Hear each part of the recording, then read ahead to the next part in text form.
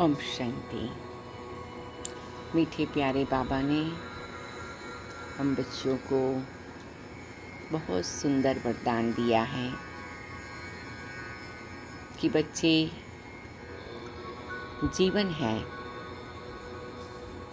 उसमें variety scenarios आए, ये पार्ट ऑफ द ड्रामा है। तुम बच्चों को आत्माभिमानी बनना है। आत्माभिमानी माना क्या? तुम बच्चों को हर सीन को ड्रामा का एक दृश्य समझकर देखना है। इससे क्या होगा? इससे तुम बेगमपुर के बादशाह बनेंगे। मनुष्य को कोई भी प्रकार का गम, दुख, अशांति, परेशानी तभी होती है जब वो कोई भी बात से अटैच हो जाता है, मोह आ जाता है, उस बात को अपनी समझ लेता है। लेकिन वास्तव में बहुत बार बाबा ने कहा है, जहाँ बात है वहाँ बाप नहीं, जहाँ बाप है वहाँ बात नहीं। क्यों? क्योंकि जब बाबा को याद करते हैं, बाबा का हाथ पकड़ते हैं, बाबा की बताई हुई शिक्षाओं को नज़रों के सामने रखते हैं, तो इस संसार की कोई भी व्यक्ति की कोई भी बात या संसार की कोई भी परिस्थिति का प्रभाव मुझ आत्मा पर नहीं पड़ता है।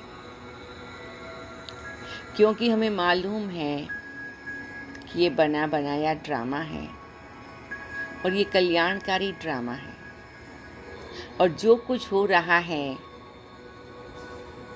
वो ड्रामा का सीन मुझे कुछ सिखाने आया है, मेरा कोई कार्मिक अकाउंट पूरा करने आया है, मुझे कुछ बात में आगे बढ़ाने आया है, या मुझे कोई न दिखाई पड़े ऐसा बाबा का वरदान इसमें छिपा हुआ है।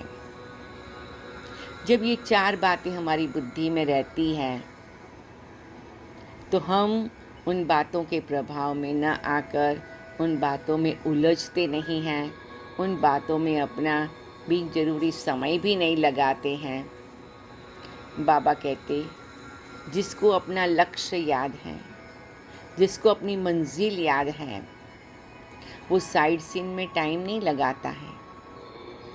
मुझे भी मेरा लक्ष्य और मेरी मंजिल बिल्कुल क्लियर है, तो बाकी की सारी बातें साइड सीन है, उसमें हमें अपनी एनर्जी नहीं लगानी है। मेरा लक्ष्य क्या है? मुझे बाबा के एकदम समीप पहुंच के बाप समान बनना है। मेरी मंजिल क्या है? मुझे मुक्ति और जीवन मुक्ति पानी है। तो बाबा कहते हैं, बच्चे, ये सारी बातें हैं वो तुम्हें तुम्हारे लक्ष्य और मंजिल से विचलित करने वाली हैं। तुम इन बातों में अपने समय को वेस्ट नहीं करो। तुम बार बार सोचो। जैसे कई बार प्यारे बाबा ने मुरली में बहुत अच्छी बात बताई है, बच्चे, सब बातों का सार है अलफ और बे। बस इन दो बातों को याद कर लो। बार बार एक आँख में अलफ माना बाबा, दूसरी आँख में बे माना बादशाही। तो इस प्रकार से अल्लाह को रखो, बादशाही को रखो। और तीसरा नेत्र आत्मा है, वो कहाँ जाएगी? परम धाम में चली जाएगी।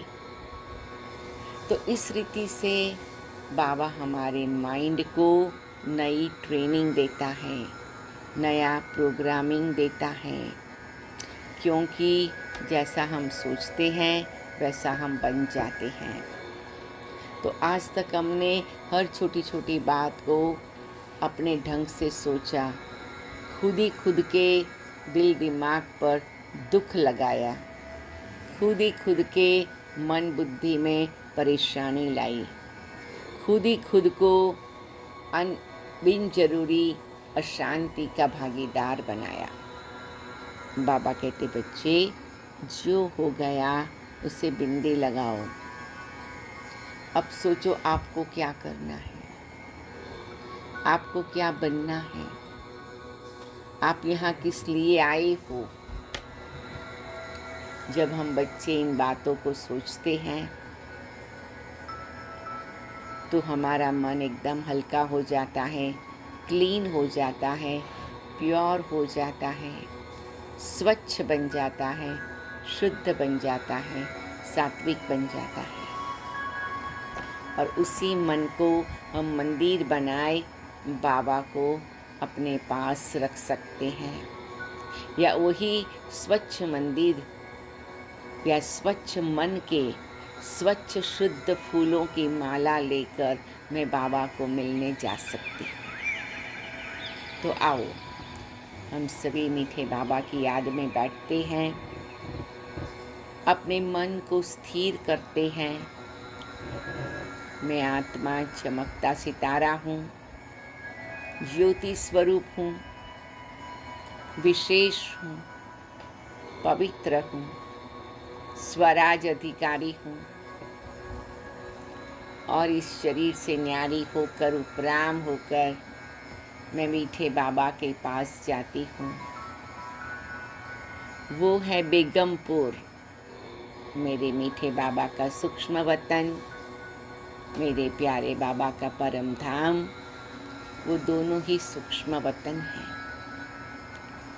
और दोनों ही बेगमपुर है, जहाँ कोई गम नहीं।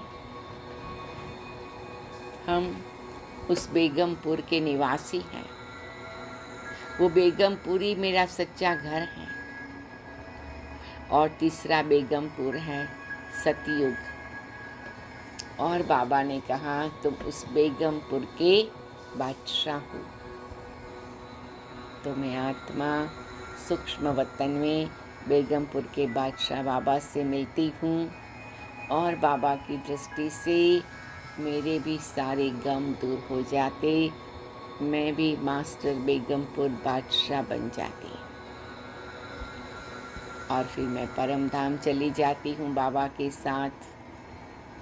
वो एकदम शांति की दुनिया है, वो दुख शांति से परे की दुनिया, जहाँ दुख हरता सुख करता मेरा बाबा रहता है। और मैं बाबा से इतनी शक्ति प्राप्त करती हूँ,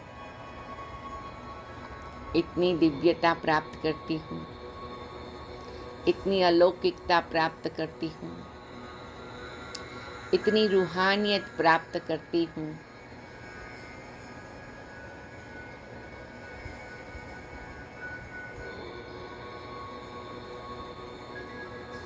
क्योंकि मुझे मेरी अलौकिकता, दिव्यता और रूहानियत से प्यार हो गया है। मुझे ये बहुत मीठा लग रहा है।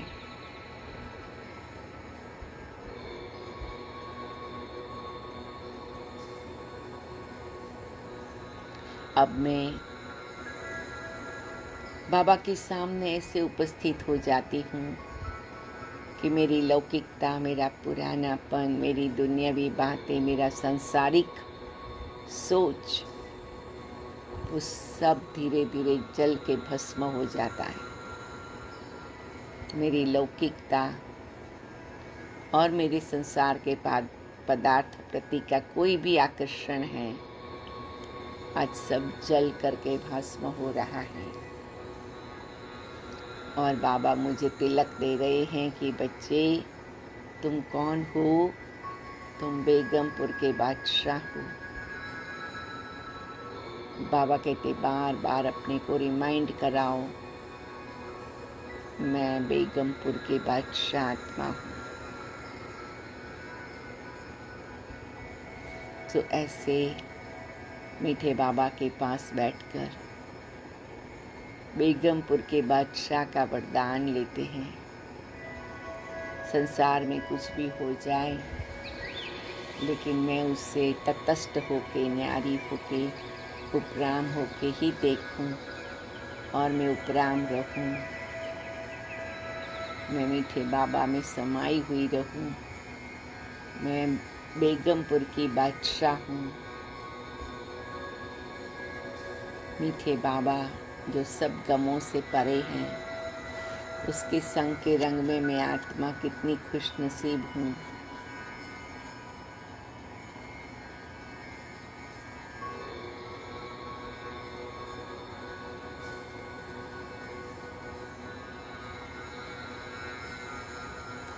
मैं बेगमपुर की बादशाह हूँ। मीठे बाबा ने मुझे बेगमपुर की बादशाह बनाया। थैंक यू बाबा। हर कलप मुझे बाबा बेगमपुर की बादशाह बनने का वरदान देते हैं। थैंक यू बाबा। मैं जन्म जन्मांतर कलप कल्पांतर की बेगमपुर की बादशाह आत्मा हूँ।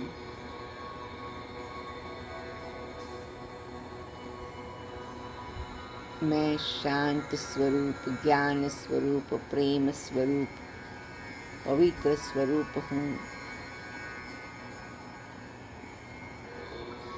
मैं आत्मा मीठे बाबा आपके साथ ही रहूँगी। आप जैसे चलाएंगे वैसे ही चलूँगी। बाबा भी मुस्कुरा कर कहते, जी बच्चे, उसमें ही आपकी भलाई है। आप सदा बेगमपुर के बादशाह होकर रहो। बाबा मुझे विजय का तिलक, सफलता का तिलक दे रहे हैं।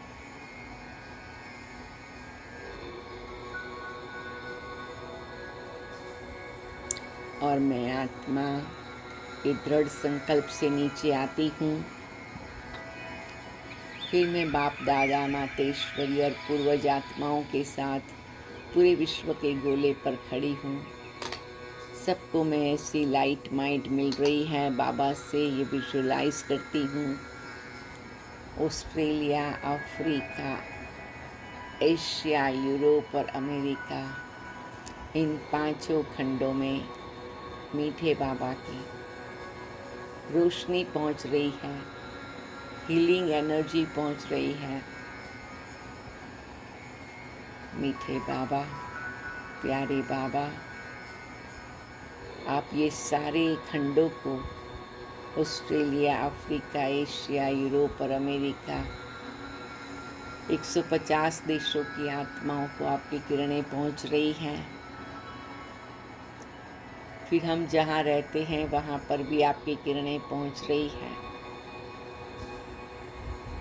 और जिनको हम कभी कभी मिल रहे, उनकी भी आपकी किरणें पहुंच गई हैं। सुबह आत्मा अब नीचे आती हूँ बाबा मम्मा का हाथ पकड़कर। बाबा कहते, बच्चे, हर कार्य करते हुए सोचो मैं बेगमपुर की बादशाह आत्मा हूँ। बस 5 बार डीप ब्रीदिंग करके ये संकल्प को दोहराए और मुट्ठी बंद करके खोले। केवल 5 बार। देखो उसका कितना बड़ा प्रभाव हमें मिलेगा।